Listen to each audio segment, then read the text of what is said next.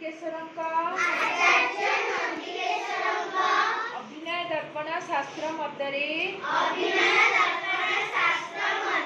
मुद्रा को तीन भागरे विभक्त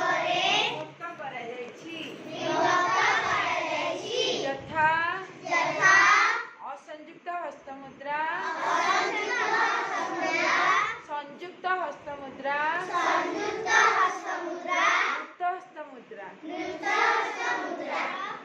असंयुक्त हस्तमुद्रा कहा कुआ जाए जे मुद्रा एक हस्त द्वारा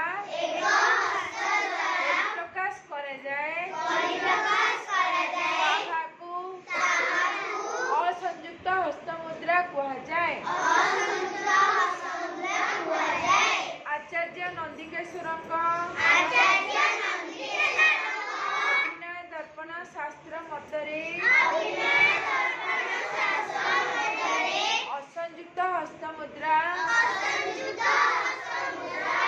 28 प्रकार यथा पताक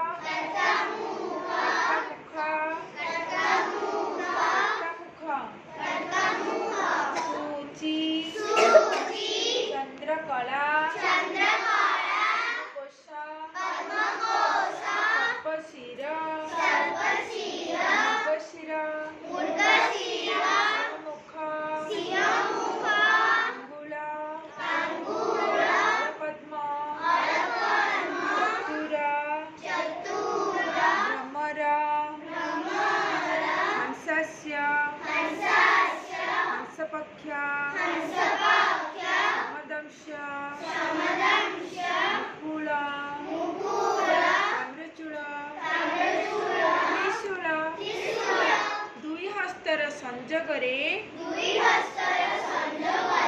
मुद्रा परिप्रकाश करा जाए